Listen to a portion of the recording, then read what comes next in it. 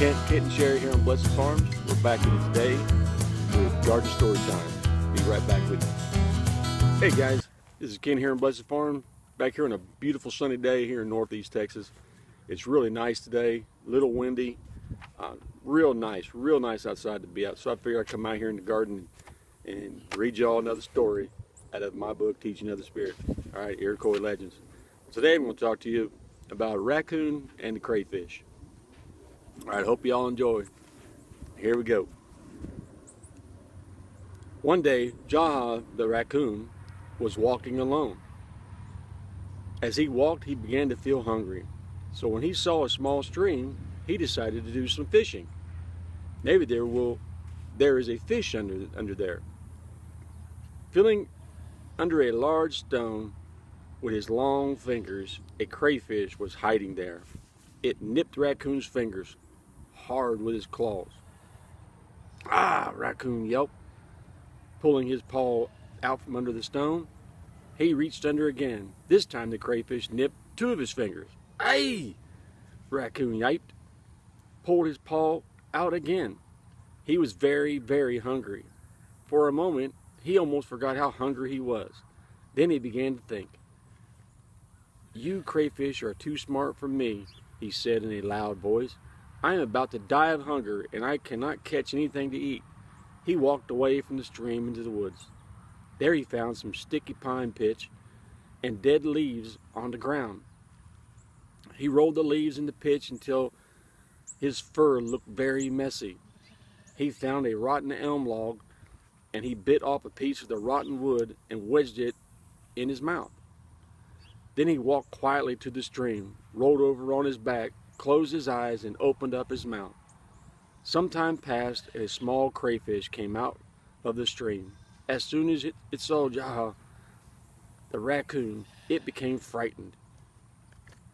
It is Angwa, the man-eater, squeaking the crayfish. It scooted back into the stream and darted back under the rock. But later, then no raccoon paw came searching. Crayfish became curious. Once again, it crawled out to the edge of the stream and peeked out. There lay Raccoon. His fur was dirty, his mouth was open, and his eyes were closed.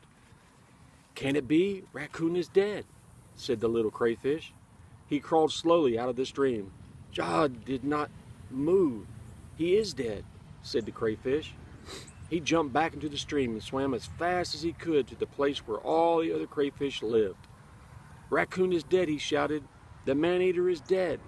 Our enemy will hunt us no more. Hearing all the noise, the chief of the crayfish asked his warriors to find out what was happening. Soon they came back, bringing the little crayfish with them. Raccoon is dead, said the small crayfish. His body now lies in the bank of the stream. How did he die? Said the chief. He found it hard to believe Raccoon was truly gone. The small crayfish looked around. Many had gathered to listen. I killed him, he said. It was a terrible fight. Many times he almost had me. Finally I picked up and threw him on the ground. Then he died. Said the chief of the crayfish. Can you take us to the place where you fought this great battle?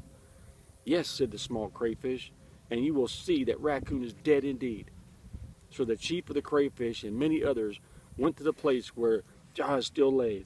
His eyes were closed, his feet were up in the air, his mouth was open. See, if he is dead, said the chief to one of his warriors. The warrior crayfish scuttled to a few inches out of the water and then hurried back to safety. But the raccoon had not moved. Yes, said the warrior crayfish, he is dead. Go and pinch him, said the chief to another warrior. The second warrior crayfish scuttled up to the raccoon. Raccoon did not move. The crayfish reached out and grabbed Raccoon's tail hard with his claw and twisted it, but Raccoon did not move. He is dead, said the crayfish, but the chief did not come out of the water. Look into his mouth, said crayfish. Another crayfish warrior came out of the water. He crawled up to Raccoon's mouth. He crawled right inside and found a rotten wood there. Aye, shouted the third crayfish. He is very dead. He has begun to rot. Now the chief was convinced. he led the others out of the water. There were many of them, and they formed a circle around Raccoon's body. They began to dance, singing this victorious song. Ja, ja, no more will he trouble us. He will no longer trouble us. As they sang, they danced closer and closer to the raccoon. When they were close enough, Raccoon jumped up and grabbed to the left. He grabbed to the right. He caught all the crayfish he could eat them all. Then he went down to the stream and washed his paws to clean off the pine pitch. Ever since then, raccoons always wash their food when they eat. And when Raccoon was done, he smiled.